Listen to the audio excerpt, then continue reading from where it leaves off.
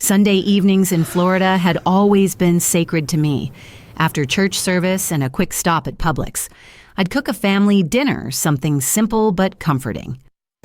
That evening, the smell of roasted chicken and cornbread filled my little house in Jacksonville. The ceiling fan hummed above us, and the late summer air carried that salty tang from the coast. I had brewed a pitcher of sweet tea and set out a key lime pie for dessert, just like I had done for years. It was supposed to be a night of peace, the kind of evening that reminded me why I worked double shifts as a nurse all those years. But instead, it became the night my daughter shattered every illusion I had about family. We were halfway through the meal when Kendra put her fork down with a deliberate clink against the plate. Her husband, Evan, reached for her hand under the table like he was bracing her for something. I felt the change in the air before the words even left her mouth. "Mom," Kendra began, her voice steady but cold. "We're leaving tomorrow.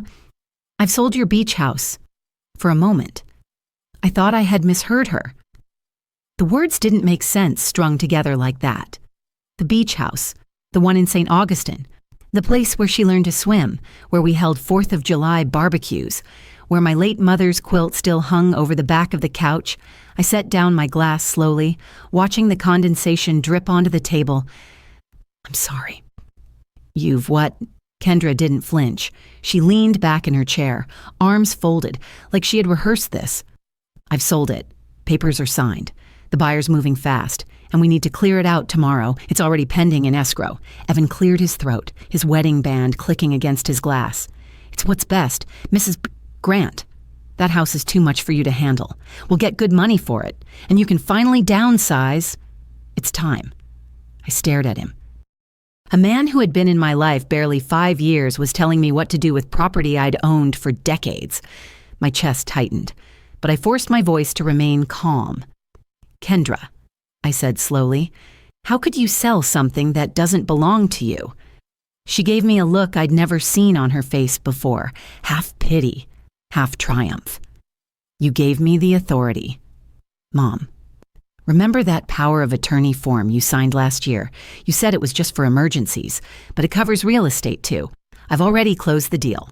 The deposit is in escrow. By tomorrow, it'll be official." I felt the room tilt, like the ground under my chair had given way. Yes, I had signed a document at her insistence when I had surgery, trusting her to handle bills in case I was in the hospital too long. But to use that trust to sell the family beach house, my voice came out barely above a whisper. "You did this without asking me." Her reply was sharper this time. "Asking you would have meant weeks of drama. You get sentimental about things that make no financial sense. That beach house is worth a fortune, and you barely use it.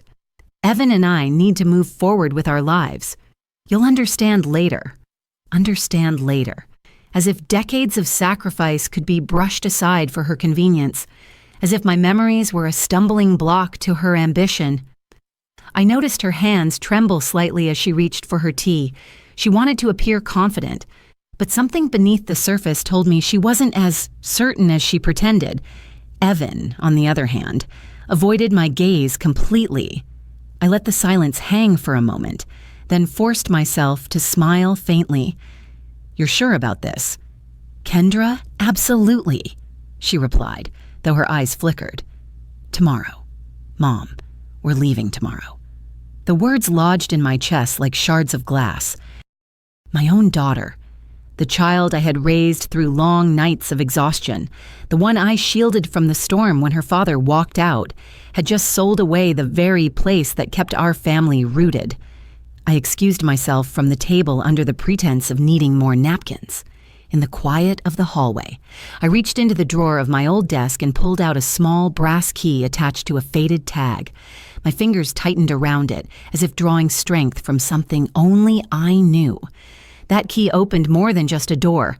It was tied to something I had put in place years ago, quietly, carefully, when I learned never to rely fully on anyone's promises. It was the one secret I had never told Kendra, not even on my most generous days. When I returned to the dining room, Kendra and Evan were laughing softly together, whispering like conspirators. I slid the napkins onto the table and sat back down. I didn't argue. I didn't raise my voice. Instead, I finished my meal in silence, chewing each bite slowly while my mind raced. They thought they had won. They thought the house was as good as gone, that I was powerless to stop them. But they didn't know about the brass key in my pocket. They didn't know about the envelope sealed with the county clerk's stamp that I had tucked away years earlier. And they certainly didn't know that I had learned long ago family betrayal hurts. Yes, but it also teaches you to play the long game. That night, as I washed the dishes and listened to the crickets chirping outside, my heart ached, but my resolve hardened. Tomorrow they might believe they were walking away with my beach house. But what they didn't know was that the real story hadn't even begun. When I was younger, people used to call me Nurse Grant, as if that was my only identity. For nearly 3 decades, I worked the floors at Baptist Medical Center in Jacksonville. Long nights on the trauma unit, 12-hour shifts that turned into 16, steady hands suturing wounds, a calm voice in the chaos. My back still aches from lifting patients, and my feet have calluses from years in clunky white sneakers. I didn't complain. That career gave me purpose, and it gave Kendra a stable life after her father walked away. The day Marcus packed his bag and left, Kendra was only 12. I remember her sitting on the front steps clutching her school backpack while I promised her that no matter what, she would always have a home. That promise became the beach house. It wasn't a luxury purchase, at least not the way outsiders saw it. It was a dream realized little by little. I saved every overtime check, every holiday bonus, every bit of hazard pay. While my co-workers splurged on vacations, I tucked money into a separate account. In 1999, when a modest 2-story house with weathered siding went up for sale on St. Augustine Beach, I placed the down payment with shaking hands. I can still see Kendra's face the first time we walked through those creaky doors. She was 14, sullen from middle school drama, but when she stepped out onto the back porch and saw the Atlantic spread out before her, her expression cracked into wonder. That porch became our stage, birthdays with sparklers, neighborhood barbecues on Memorial Day. Even Olivia, my granddaughter, had toddled across that porch when she was barely walking. She used to curl in the hammock with her storybooks while I quilted and Kendra scrolled her phone. Olivia was 17 now, almost grown, but the house had been her childhood playground too. Losing it would mean ripping away her roots as well. Cousins playing tag in the sand while I grilled hot dogs.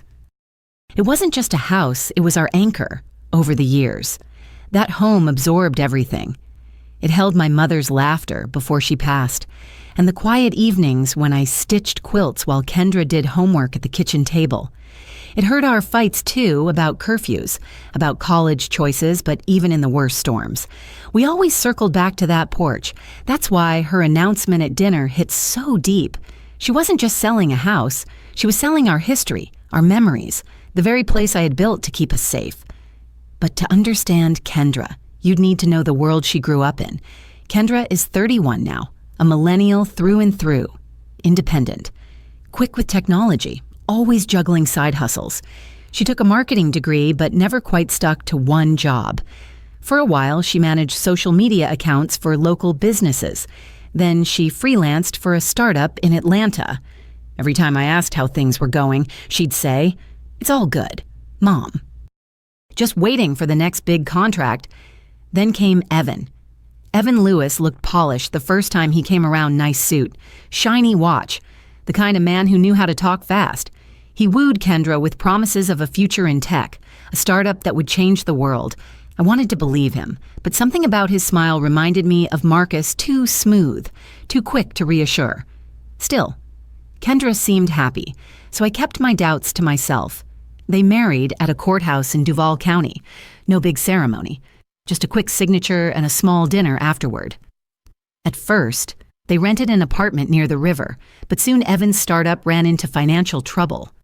That was when Kendra started coming around more often, hinting about money, about investments, about helping us all get ahead. I told myself she was just ambitious. But ambition, without roots, can turn into desperation. In Florida, Homes along the coast aren't just property, they're a lifeline. Rising prices, constant development, tourists pouring into St. Augustine year-round. My beach house, bought modestly 2 decades ago, had skyrocketed in value. Realtors left business cards on the porch. Neighbors got offers in the mail. Everyone knew beachfront property was gold. To me, it was simply home. To Kendra and Evan, it must have looked like the answer to every financial problem. That Sunday night after their announcement, I lay awake replaying everything. The sweet tea sweating on the table, Evan's smug tone, Kendra's folded arms. But I also thought of my community, the women at church who brought casseroles when I was sick, the neighbors who waved during morning walks, the retired doctors who played golf with me sometimes. They reminded me that in America, especially here in the South, community and property intertwine. A home isn't just an asset, it's your standing, your story. I turned over in bed and felt the brass key in my nightstand drawer. Its edges were worn from years of use, but it still carried weight. That key wasn't just metal. It was tied to a decision I had made in 2019, one I'd kept quiet about even from Kendra, a decision I suspected would become my lifeline. Morning came with Florida sunshine streaming through lace curtains.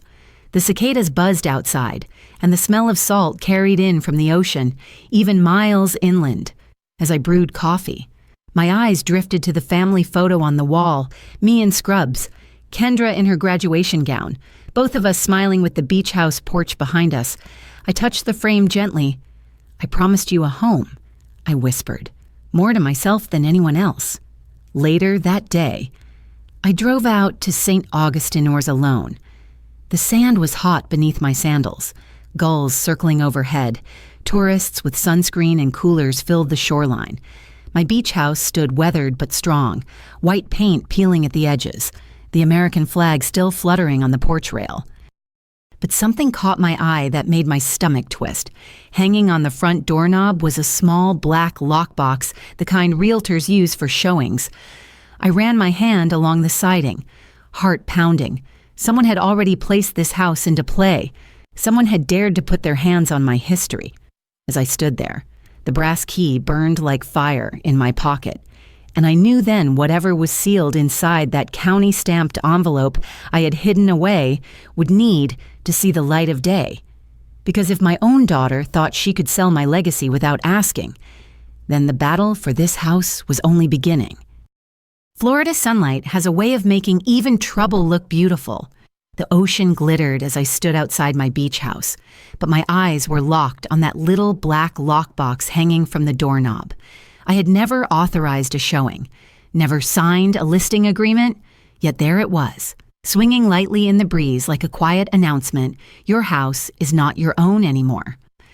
I bent down to inspect it. The code panel was scuffed, as if used more than once.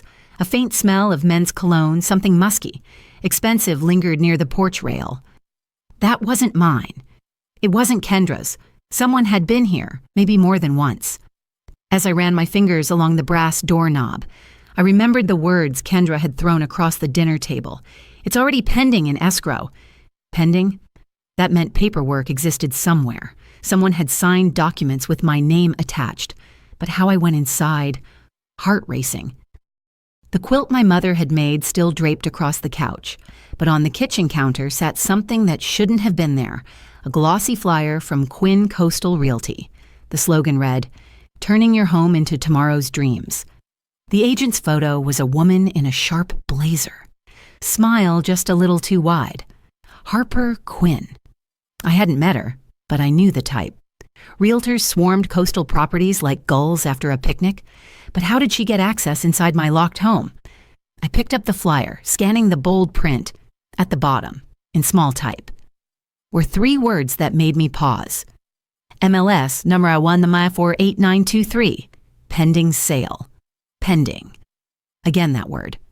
By the time I drove back to Jacksonville, my hands were trembling on the steering wheel. I stopped at my mailbox on the way in, flipping through envelopes until one made my breath hitch. A printed email, folded neatly, clearly slipped in by mistake. It was addressed to Kendra Lewis Eggmail, but somehow forwarded to my account, to my...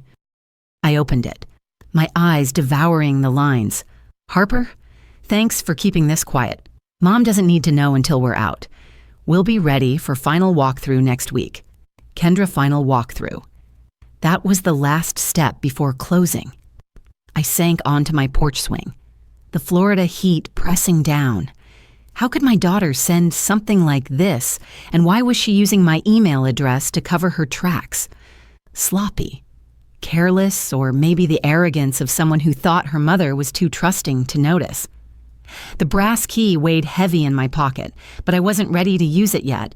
Instead, I reached for the phone and dialed a number I hadn't used in months. "Hello?" A crisp voice answered. "Sabrina." I whispered, "It's Adele. I think my daughter's trying to sell my house without me. Sabrina Cole had been my attorney years ago when I updated my will. She wasn't cheap, but she was sharp enough to cut through lies." "Slow down," she said. "Tell me exactly what happened." I explained about the dinner, the lockbox, the flyer, the forwarded email. She listened in silence, then finally spoke, "Mrs. Grant. This sounds like more than just family drama. If documents have been filed, we need to see them. Don't confront your daughter yet. Bring me anything you have." I promised I would. But before hanging up, she asked, "Do you remember signing a power of attorney for Kendra?" "Yes," I admitted, guilt rising in my throat. "During my surgery last year, it was just supposed to be for bills." "That's what they all say," Sabrina muttered. "Send me a copy immediately." When I dug through my desk drawer later, I found the document. My own signature stared back at me, shaky from pain meds that day in the hospital. The wording, though broad, dangerously broad, granted authority over financial and real estate matters. My heart sank. Had I handed my daughter the weapon she was now using against me that night, sleep wouldn't come. Every creak in the house made me sit up, convinced someone was sneaking in to steal more than memories. I got up and checked the locks twice. From my bedroom window, I swore I saw headlights pausing near the curb before rolling on. The next morning, I drove to the beach house again, determined to see if anything else was out of place. The moment I stepped inside, I noticed a faint chemical scent, like lemon polish but stronger, harsher. The coffee table gleamed unnaturally, as if staged. On the dining table lay a folder stamped Property Disclosure Statement. I opened it with shaking hands. The pages detailed roof repairs, flood insurance, termite inspections, all things I had never filled out. Each page bore a signature that looked like mine but wasn't. The letters slanted wrong, the loops too perfect. Someone had forged me. I stuffed the folder into my tote bag, slamming the door behind me. My stomach churned as I drove away. Whoever was behind this wasn't just reckless, they were calculated, and they had access to my private information. Back in Jacksonville, I pulled into my driveway just as the mail truck left. Inside my mailbox sat another envelope, this one official-looking, with a return address from St. Johns County Clerk of Court. My pulse quickened as I tore it open. Inside was a thin slip of paper, a notice confirming receipt of a quitclaim deed, recorded under my name just 2 months ago. My breath caught. I hadn't signed any quitclaim deed. The document listed the transferee as Kendra Lewis. I staggered back against the porch railing, the paper trembling in my hand. This wasn't just about a power of attorney anymore. Someone had filed a deed transferring ownership of my beach house into my daughter's name. And yet, deep in my desk drawer, sealed tight, lay an envelope stamped 2019, a safeguard I had put in place long before this betrayal ever unfolded. I pressed the quitclaim notice to my chest, the brass key burning in my pocket. If Kendra thought this was over, she had no idea what was coming. By Wednesday morning, the Florida heat had already pressed itself against every window pane, and I felt it in my bones. I brewed a pot of coffee but left it untouched. My hands were too restless to lift the mug. On the kitchen table lay the quitclaim notice from St. Johns County, glaring up at me like a dare. I picked up the phone and dialed Sabrina Cole. "I have it. I told her a quitclaim deed recorded 2 months ago, transferring my beach house to Kendra. I never signed this. There was a pause on the other end. Then Sabrina's voice sharpened. Bring it in. Now. Her office downtown was lined with thick legal books, the air crisp with the scent of lemon polish and professionalism. She took the notice from me with gloved care, as if it were evidence in a criminal case which, frankly, it was. Look at this, she said, pointing to the notary block at the bottom. Executed before a notary named Dale Rizzo. Does that name mean anything to you? I shook my head. Didn't think so, she muttered. And the signature, see the pen pressure. It's too even. Forgery. A good one. But forgery, nonetheless. Her fingers danced across her keyboard as she pulled up the county's public records database. Within minutes, she found the scanned copy of the deed on the screen. My supposed signature sprawled in thick ink. I leaned closer, my stomach tightening. That's not mine, I whispered. The loops in the G mine always tilt left. Not right. Sabrina nodded grimly. Exactly. Someone copied your signature, maybe from your driver's license or another document. And this Dale Rizzo, I'll run his notary commission. If he cut corners, we'll know. She clicked through more files, then froze. Well, here's something else. Harper Quinn filed a listing for your property on the MLS. It's already marked pending. Buyer's escrow is open with Coastal Title Services. My throat went dry. How is that possible? Don't they need the original deed, the title history, something? Sabrina leaned back. Escrow companies aren't detectives. If a deed looks valid and is recorded, they move forward, unless someone challenges it. That's where we come in. I gripped the edge of her desk. So what do I do? Her eyes narrowed, calculating. We gather evidence. We build a record. If we show the deed was fraudulent, not only can we void the sale, but anyone involved could face criminal charges. But Adele, she hesitated, softening her tone. You need to understand, this isn't just your daughter acting alone. There are professionals in this. Realtors, title officers, maybe lenders. They're counting on you staying quiet. I sat back, the weight of betrayal settling heavier than the Florida humidity. Later that afternoon, Sabrina called again. I pulled Rizzo's file. He's a mobile notary with 2 complaints already failure to check IDs properly. He's on thin ice with the state. Her voice grew firmer. This is your first piece of proof, a fraudulent notarization. Keep every scrap of paper, every flyer, every email. We're going to need a mountain of evidence. That night, I decided to test just how far this scheme had gone. I drove back to St. Augustine, parking a block away from the beach house.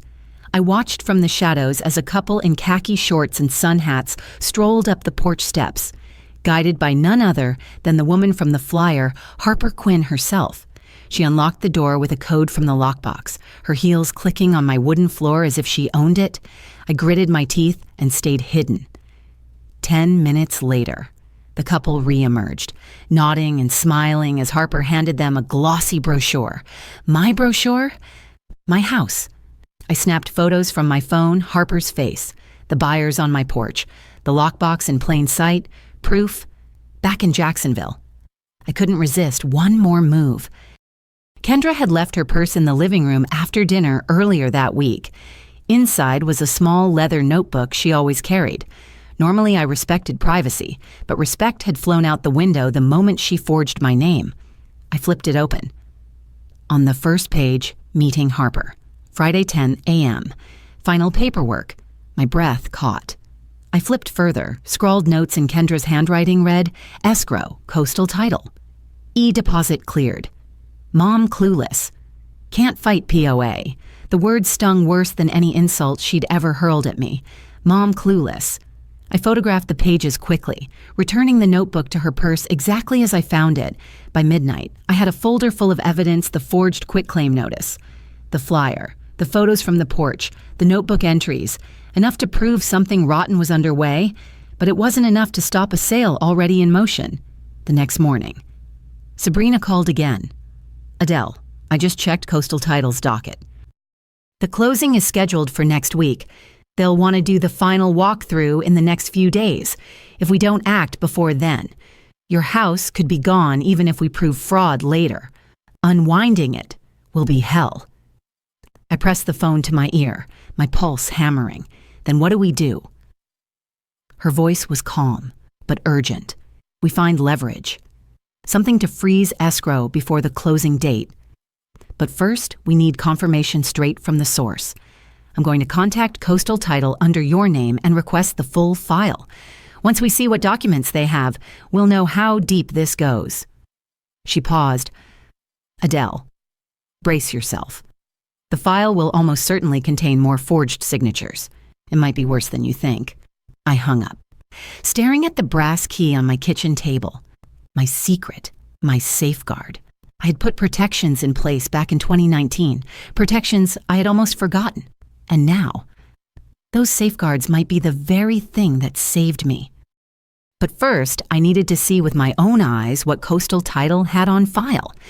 Because if they thought I was clueless, they were about to learn just how wrong they were. The next morning, Sabrina handed me a plan as precise as a nurse's chart. If they think you're clueless, we'll let them keep thinking it. Meanwhile, we'll gather proof so airtight that no judge, no title officer, no jury could ignore it. I nodded, gripping my coffee cup. My hands weren't trembling anymore. I had been underestimated before by patients, by supervisors, by my ex-husband when he walked out thinking I couldn't raise a child alone. Each time, I had proven stronger than they expected. This would be no different. Sabrina suggested I keep my eyes and ears open around Kendra and Evan. They'll slip. People who conspire always slip.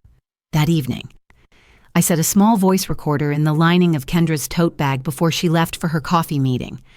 My heart pounded as I tucked it under the zipper, praying she wouldn't notice. Hours later, when she returned, I hurried to my bedroom, pulled out the recorder, and pressed play.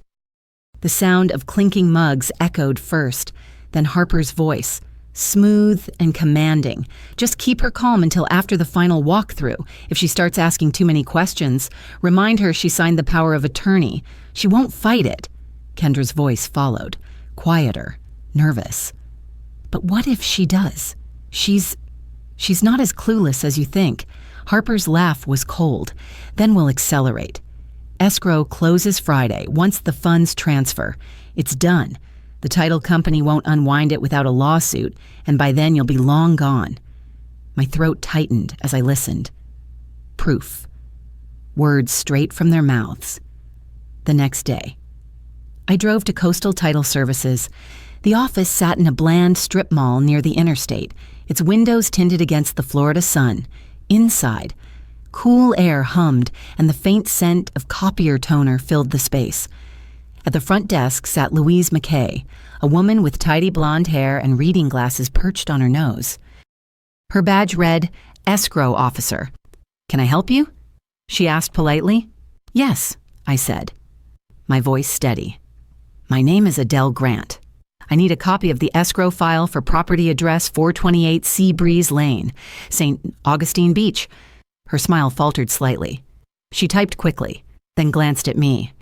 "That file is under the cellar, listed as Kendra Lewis." I leaned forward. "That's my daughter, but I am the owner of record." Louise hesitated, lowering her voice. "Do you have identification?" I handed over my driver's license. She studied it. Then her eyes flickered with something like concern. "I really shouldn't," she began. Then she stopped, leaned closer, and whispered, "I shouldn't say this, but something feels off with that file. There's a quitclaim deed that moved title to your daughter, and then a power of attorney supposedly signed by you. But the signatures, they don't match." I flagged it to my supervisor, but Harper insisted everything was fine. Her words rang like a siren in my ears. "Can you show me?" I asked. She shook her head. "Not without authorization. But listen, escrow closes Friday. If you want to stop it, you need legal action fast." She slid me a sticky note with her personal cell. "Call me if you need confirmation for your attorney." I left, pulse hammering. They were closer to the finish line than I realized. That evening, while Evan watched television with the volume blaring, I noticed an envelope sticking out of his laptop bag. I knew I shouldn't, but temptation gnawed harder than manners. I slipped it free. Inside was a loan statement from a company called Prestige Harbor Lending. The numbers made my stomach twist. Principal balance $87,000, interest rate 28%. Predatory lending at its worst. At the bottom, in bold red, it read balance due in full if not paid by end of quarter. Collateral required. Collateral. My beach house. The room spun. Evan wasn't just greedy. He was desperate. That loan was crushing him, and he'd dragged Kendra into it. Selling my house wasn't about moving forward. It was about paying off a wolf at the door. I shoved the statement back into his bag, bile rising in my throat. Later that night, I confronted Kendra indirectly. I stood at the kitchen counter washing dishes when she wandered in. "How's the coffee business?" I asked casually. She froze for half a second, then forced a smile. "Good, Mom." "Why?" "Because I've noticed you've been meeting Harper a lot," I said, keeping my voice calm. "You know, the realtor." Her eyes widened, then narrowed. "Mom, you've been spying on me spying." I set down the dish towel. "No. But it's funny how paperwork keeps showing up with my signature on it when I never signed a thing." Her cheeks flushed. "You're overreacting. Evan and I are just trying to help." Yet her eyes betrayed her, flickering with something I hadn't seen in years. Fear. Her voice wavered, not the voice of a schemer, but of a woman trapped in a mess too deep, clinging to Evan like a lifeline that kept cutting her fingers. That flicker almost softened me. Almost. Help. The word sliced like a knife. I didn't argue. Instead, I dried my hands and smiled faintly. "I'm sure you are, sweetheart," that night, as I lay awake. The voice recorder replayed in my mind. Escrow closes Friday. Once the funds transfer. It's done. Friday was only 3 days away. I opened my nightstand drawer, pulled out the brass key, and laid it on the quilt beside me. The envelope stamped 2019 was still tucked safely in my desk, but now I knew the time to keep my secret was almost over. Because Friday wasn't just their deadline, it was mine too. Thursday morning arrived heavy with clouds, as if even the Florida sky knew a storm was coming.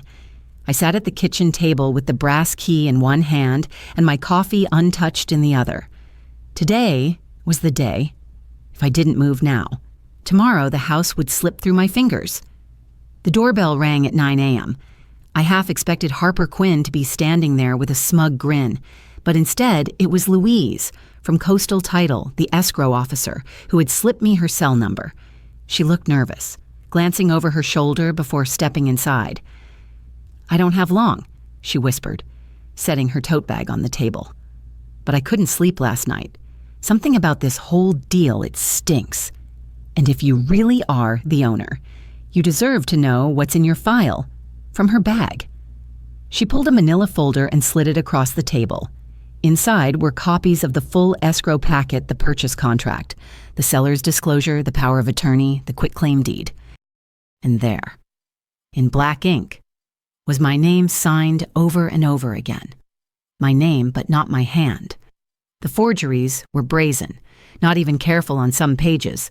The strokes too smooth, the loops inconsistent. Louise pointed to one section. "Look at the purchase agreement. They listed you as unfit to sign due to diminished capacity. That's why the power of attorney was supposedly invoked. They claimed you couldn't understand documents anymore." My chest tightened. "They're saying I'm incompetent." She nodded sadly.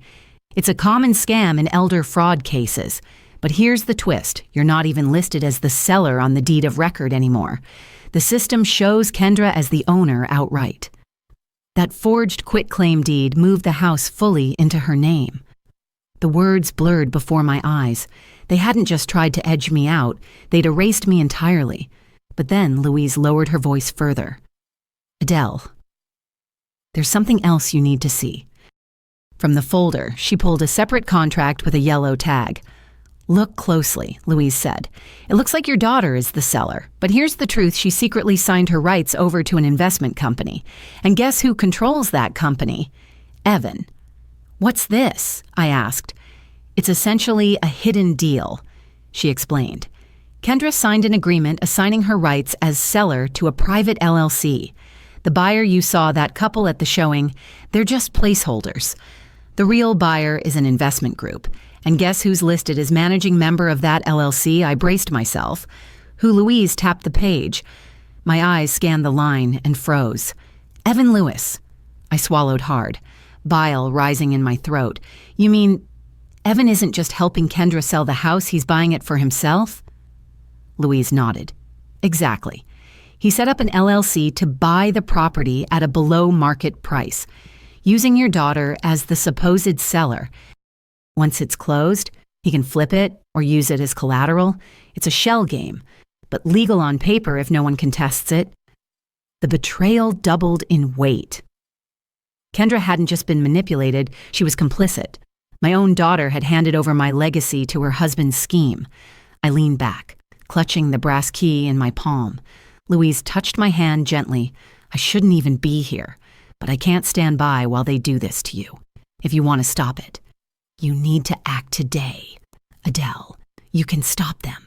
There's a legal filing that freezes any sale until a judge reviews it. Think of it like putting a giant lock on the title. If you want your house safe, we have to do it today. Escrow can't close with that cloud on record. What lists pendens, a pending lawsuit notice. Sabrina will know exactly what to do. But Adele, you have less than 24 hours.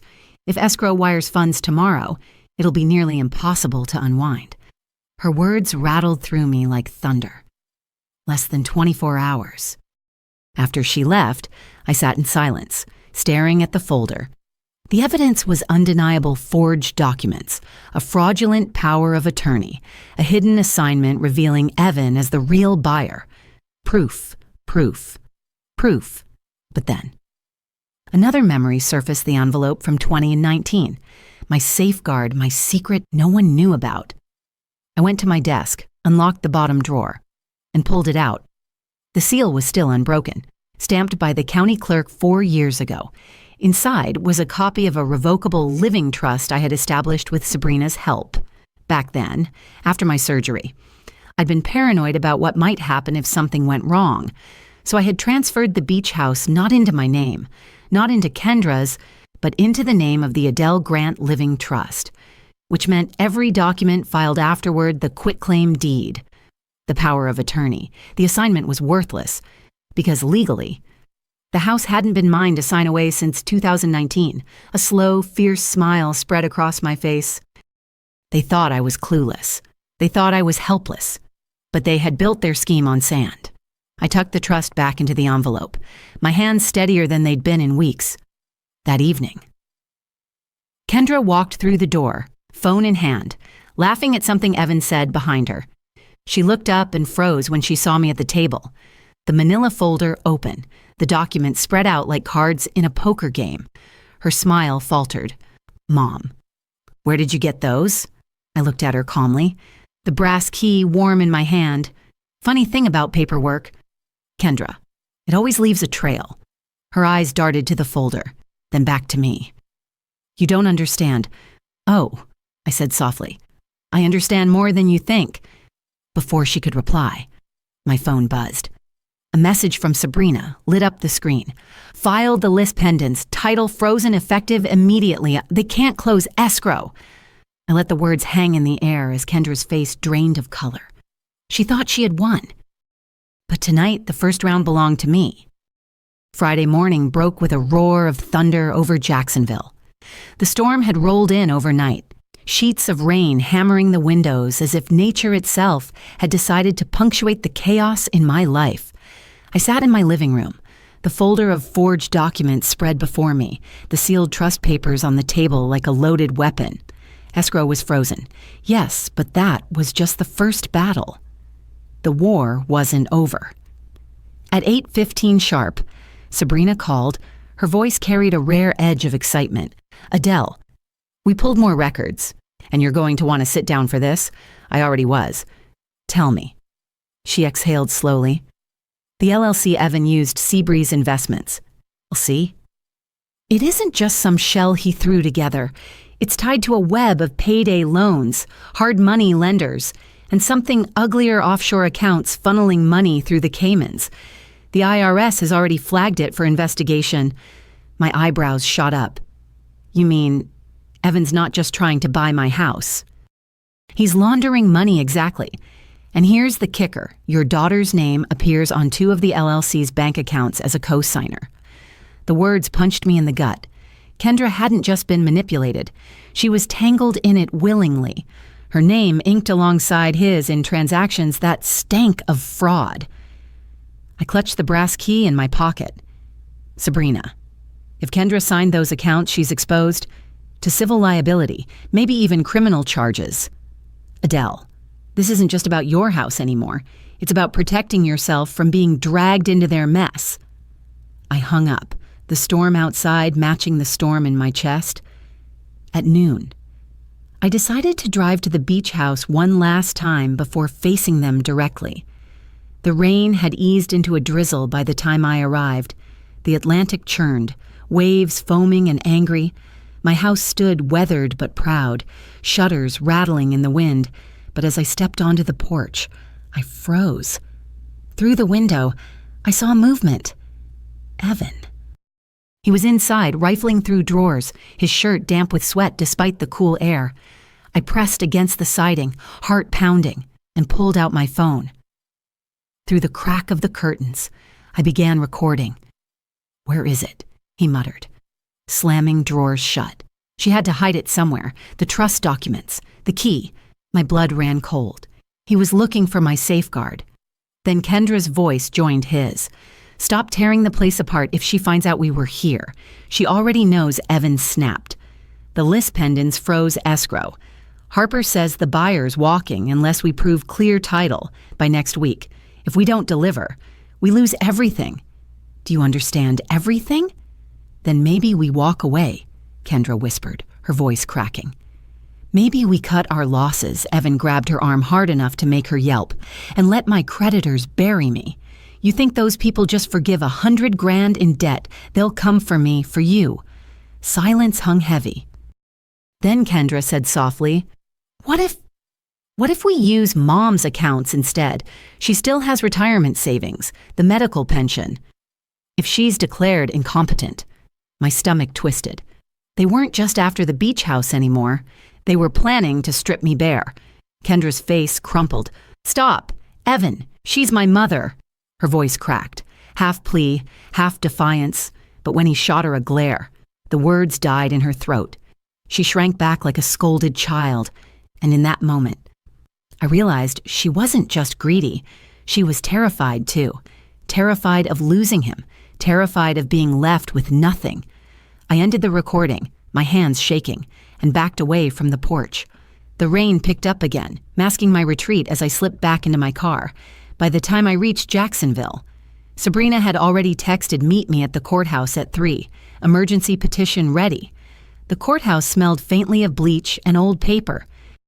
Sabrina guided me through security and up to the clerk's office, where she filed an emergency injunction to prevent any transfer of funds or property connected to Seabreeze Investments LLC, as the clerk stamped the papers. Sabrina leaned close. "With this, they can't touch your accounts or your house, but Adele, there's more." My investigator pulled Evan's credit file. He has 3 judgments against him already. And she paused, her eyes searching mine, a pending charge for wire fraud in Atlanta. He's under federal watch. I blinked. Wire fraud. She nodded grimly. He's been moving investor money around, promising returns he never delivered, Ponzi style. If your house deal had gone through, it would have looked like a legitimate profit. They were counting on using your property as a cover. The pieces locked together in my mind, each one more damning than the last. Evan wasn't just desperate, he was dangerous, and he dragged Kendra into quicksand with him.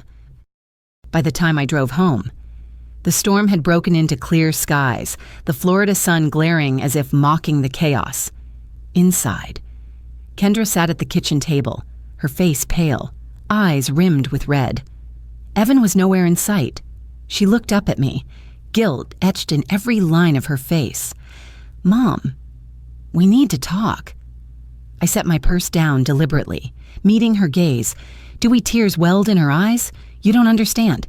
Evan owes money to people you don't mess with. Real people. Dangerous people. If we didn't sell the house, they would."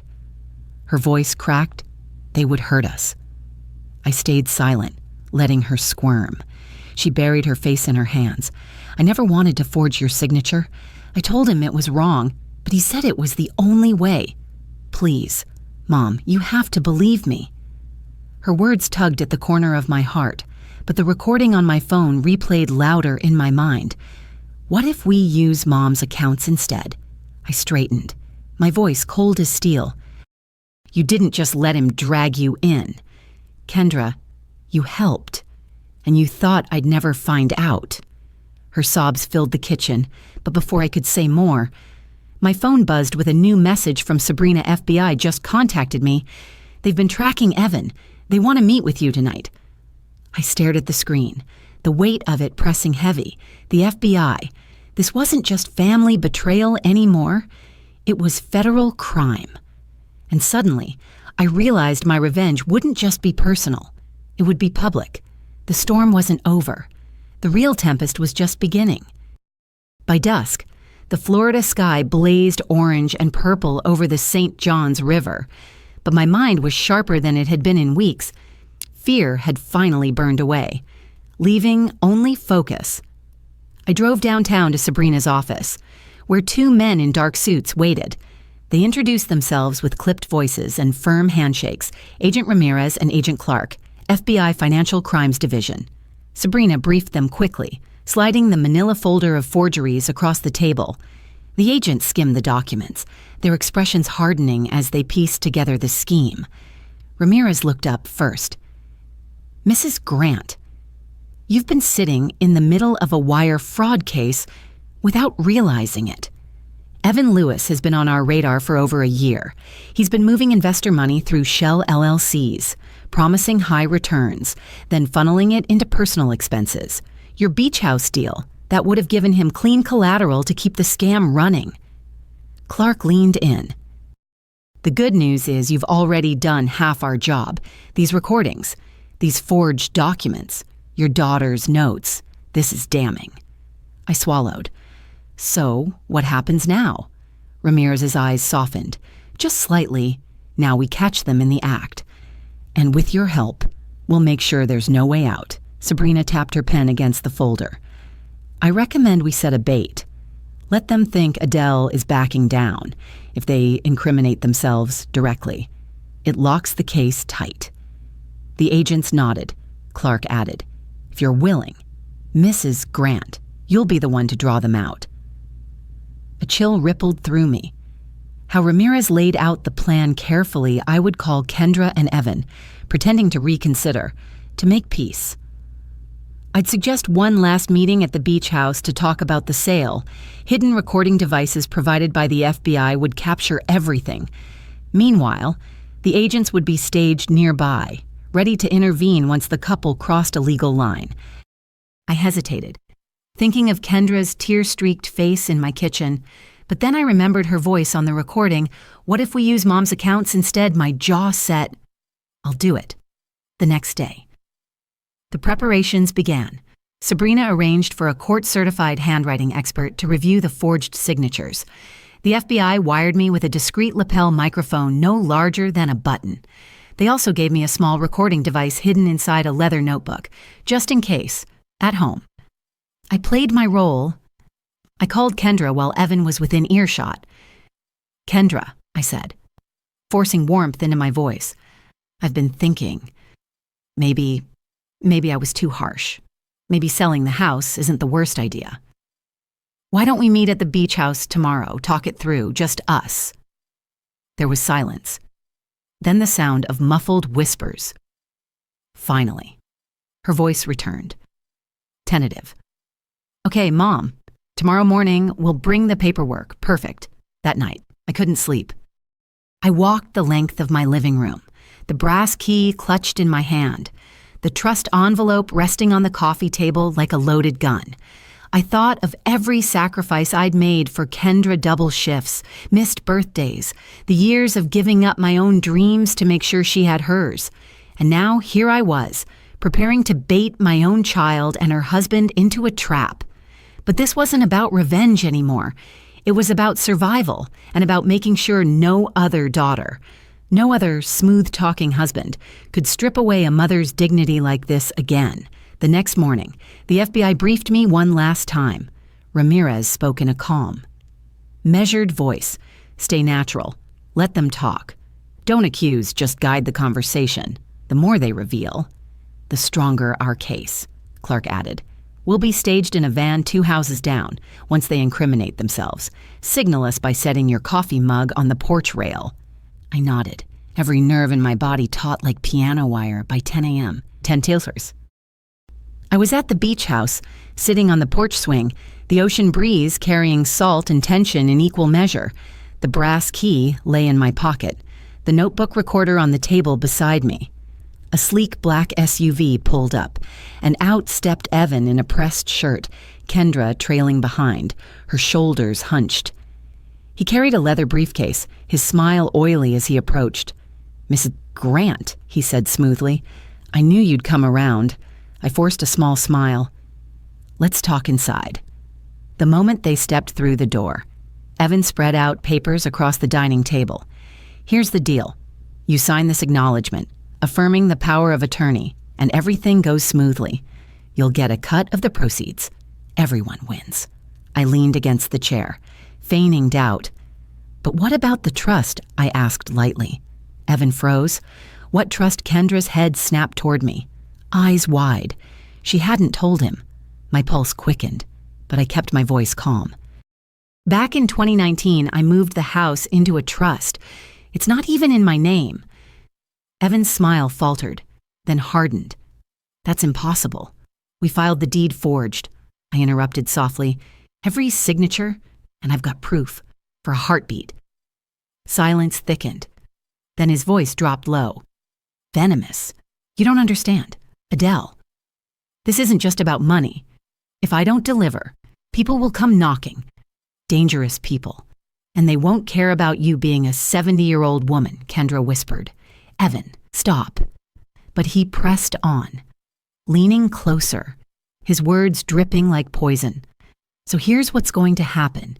You're going to play along. You're going to sign whatever I put in front of you. And if you don't..." He let the threat hang in the air. My hands trembled slightly, but I reached calmly for my coffee mug, setting it on the porch rail. Outside, I caught the faint glint of a van's window 2 houses down. Inside, Evan was still talking, his voice rising. "We'll declare you incompetent if we have to. We'll drain your accounts. You'll be left with nothing. Do you hear me? Nothing." That was the moment the front door burst open. "Federal agents!" Ramirez's voice thundered as men in jackets swarmed in, guns drawn but controlled. Evan's face drained of color as they pinned him against the wall, snapping cuffs around his wrists. Kendra stood frozen, tears streaking down her face. As Clark gently guided her into a chair, I exhaled for the first time in what felt like weeks, the weight of betrayal and fear lifting just enough for me to stand tall. This wasn't the end. Not yet. But the trap had been sprung, and for the first time, I wasn't the prey. The sound of the cuffs snapping shut echoed louder in my chest than the thunderstorm that had rattled the house the night before. Evan cursed, thrashing as Ramirez and Clark read him his rights. Kendra sat limp in the dining chair, her eyes glassy with shock, tears carving tracks down her cheeks. For years, I had been the one underestimated, brushed aside as just mom or just an old woman. But in that moment, standing tall in my own beach house with federal agents taking orders from my evidence, I felt the balance of power shift completely. Ramirez turned to me. "Mrs. Grant, we'll escort Mr. Lewis downtown for booking. We'll also seize his devices. Do you want to press charges against your daughter as well?" The room went still. Kendra looked at me, her lips trembling. "Mom, please." I met her gaze. She was my child, but she was also complicit. Her handwriting was in those notebooks. Her name was on those bank accounts. Her voice had whispered, "What if we use Mom's accounts instead?" But revenge, I realized, wasn't just about destroying, it was about control. "I'll cooperate with your office," I told Ramirez, "but I want Kendra to face the truth in a way she can't escape. She may not go to prison, but she's not walking away clean either." He nodded, understood. The agents left with Evan in custody, his shouts fading into the sound of waves pounding the shore. Kendra remained at the table, small and shaking. I sat across from her, placing the trust papers gently between us. "You tried to erase me," I said softly, "but I protected myself years ago. Every forged document you signed worthless." She buried her face in her hands. "I didn't know," I thought. Evan said, "Stop." My voice cut sharper than I expected. "You chose. You signed. You lied. You wanted the money as much as he did." Her shoulders shook. "What happens to me now?" I leaned back, letting silence hang before I answered. "What happens now is you rebuild from nothing. The FBI has your name on those accounts. You'll have to testify against your husband if you want any hope of leniency. And as for me," I lifted the brass key and set it on the table with a quiet clang. "You no longer hold any place in this house." Her sobs grew harder, but I didn't flinch. The following weeks unfolded like a carefully written script, one I finally had the pen to control. Sabrina filed civil suits to void every fraudulent document.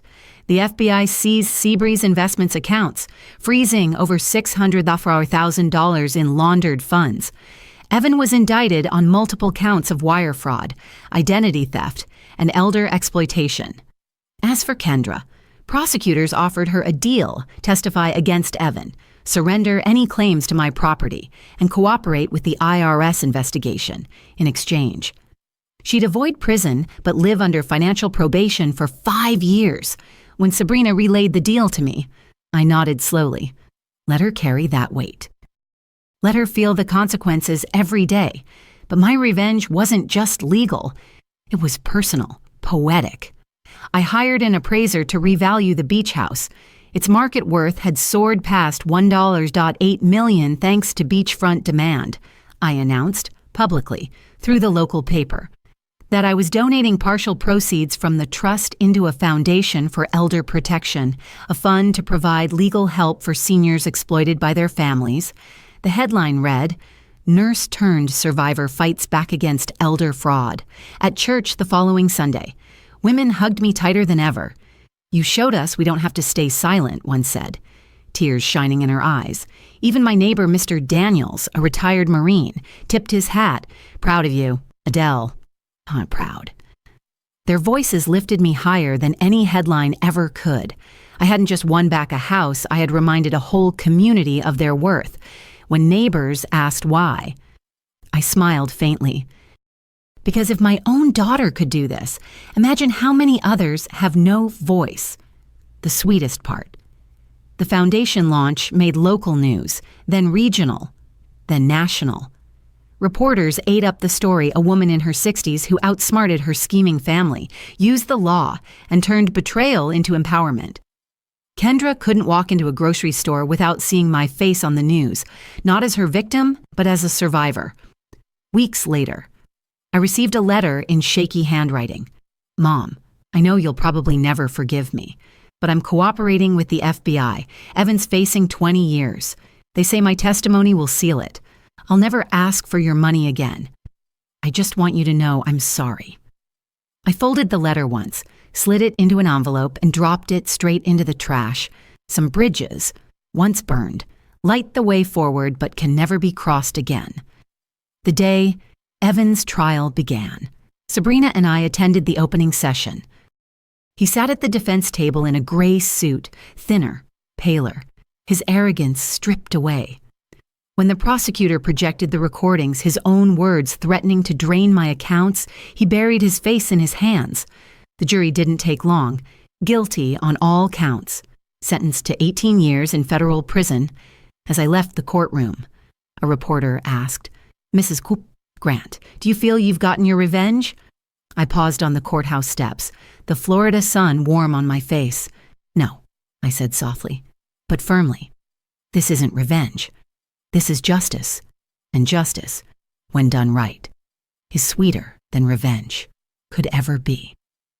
That night, I returned to the beach house alone. I unlocked the door with the brass key, walked through the quiet rooms, and stepped onto the porch. The Atlantic stretched wide and endless, the horizon glowing pink in twilight. For the first time in months, I felt safe. For the first time in years, I felt free. And yet, deep down, I knew there was one more chapter left to write, one last twist no one, not even Sabrina, knew was coming. Because the trust papers weren't the only secret I had kept since 2019. The ocean was restless that night, waves rising like questions with no easy answers. I sat on the porch of the beach house, the brass key in my hand, the trust papers tucked away in a locked drawer. Evan was gone, locked behind federal bars. Kendra was rebuilding her life under probation. Justice had been served, and yet I wasn't done. The next morning, I drove inland to Orlando, where a polished high-rise gleamed under the Florida sun. On the 21st floor, a law office waited not Sabrina's this time, but an international firm that specialized in estate law. I signed in, rode the elevator, and walked into a conference room where a man in a tailored suit stood waiting. "Mrs. Aunt Grant," he said with a warm handshake. "My name is Alan Price. You asked us to review a document dated 2019. I slid the envelope across the table." He examined the contents, then raised his brows. "This is substantial. A secondary trust, separate from the property one. Offshore accounts. Nearly $2 million in liquid assets." I smiled faintly. My husband left more than just memories when he passed. I never told anyone, not even Kendra. The beach house was the decoy. This was the real safety net. Alan leaned back, impressed. "You've kept this hidden all these years?" "Yes." "Because I wanted to know who truly loved me, not my money." He tapped the papers. "What would you like us to do?" I exhaled, the decision already made. I want to designate a new heir. If my own daughter could betray me, then no inheritance would ever teach her what family truly means. But if I give this to strangers who fight for dignity, it multiplies love instead of wasting it. That's the legacy I want. By the time I walked out of that office, the secondary trust had a new beneficiary, not Kendra, not Evan, but the Elder Protection Foundation I'd launched. Every penny would go to helping other seniors fight back against exploitation. That was my true revenge. Not just reclaiming my dignity, but making sure others could reclaim theirs too. Weeks turned into months, and life found a new rhythm. The foundation grew quickly, fueled by donations and media coverage. I found myself giving speeches at universities, sitting on panels about elder rights, even appearing on morning television shows. People stopped me in grocery stores, at the post office, in church. "You're Adele Grant," they'd say. "The woman who fought back." Thank you. For a woman who had once been dismissed as just mom, the recognition was overwhelming. But the greatest surprise came from Olivia, my granddaughter. Though she was only 17, she reached out one afternoon, trembling on my doorstep with a small backpack slung over her shoulder. "Grandma," she whispered, "Mom told me what happened. I know I shouldn't even be here, but I don't want to be like her. I want to be better. Will you let me stay for a while?" I studied her, the vulnerability in her eyes. She was Kendra's daughter, yes, but she was also her own person. Standing at a crossroads, I opened the door wide. "Come in, child. Let's start fresh." Living with Olivia was a healing I didn't expect. She helped me in the garden, learned to cook my gumbo recipe, and slowly shared her own fears about school, about trust, about the shadow her parents had cast. One evening, as we walked along the beach, she asked, "Grandma, do you regret everything adopting Mom? All the years you gave her." I stopped, looking at the horizon. "No. Regret is wasted energy. I regret what she became. but I don't regret loving her. Because love is never wrong, even if it's misplaced. What matters is learning when to let go. She squeezed my hand. Then I'm going to learn from you. I don't want to waste my love on people who don't deserve it. I smiled. That's the real inheritance I want to leave you. Months later, Evan's sentencing was covered on national news. He received 18 years without parole. Kendra, though spared prison, was bankrupt, her reputation shattered. But the headlines weren't about them. They were about the foundation, about the ripple effect of one woman's decision to fight back. Still, there was one secret I hadn't shared, not even with Olivia. In a safe deposit box at a downtown bank lay a letter, sealed and notarized, addressed to my granddaughter. It revealed the existence of a third account, smaller, but still significant, that I had earmarked just for her. Not to be spoiled, not to buy love, but to give her a choice. The letter ended with one line: if you choose wisely. This money will grow into freedom, not chains, but the choice must be yours, not anyone else's. Whether she would ever find that letter, well, that was the twist life would decide. As for me, I spent my 71st birthday surrounded not by family bound by blood, but by a new family bound by loyalty volunteers, lawyers, seniors who had found their voices because I had found mine. I stood at the podium, looking out at the crowd, and said the words I had waited my whole life to believe: family is not who you're born to. Family is who stands with you when the storm comes. I lost a daughter, but I gained a purpose. And at this age, that's more valuable than any inheritance. The applause thundered, but I knew the real sound of victory wasn't in the clapping. It was in the quiet strength I carried now. I had been betrayed, underestimated, nearly erased, but I had also been reborn. And as the waves of the Atlantic rolled endlessly against the shore, I finally understood endings are not just conclusions. They're openings, too.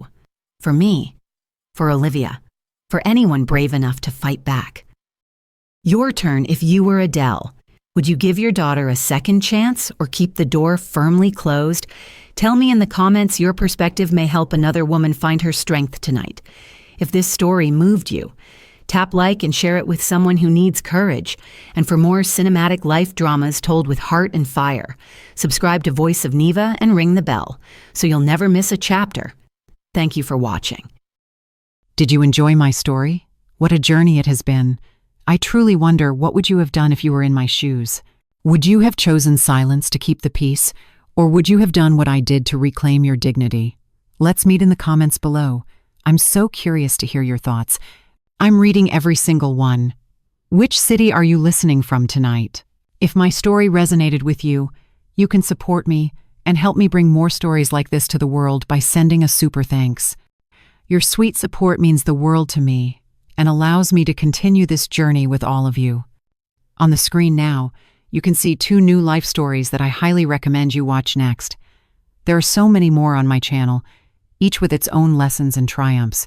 Don't forget to subscribe and click the notification bell so you never miss a new chapter. Thank you for being here with me. Until the next story, with love and respect.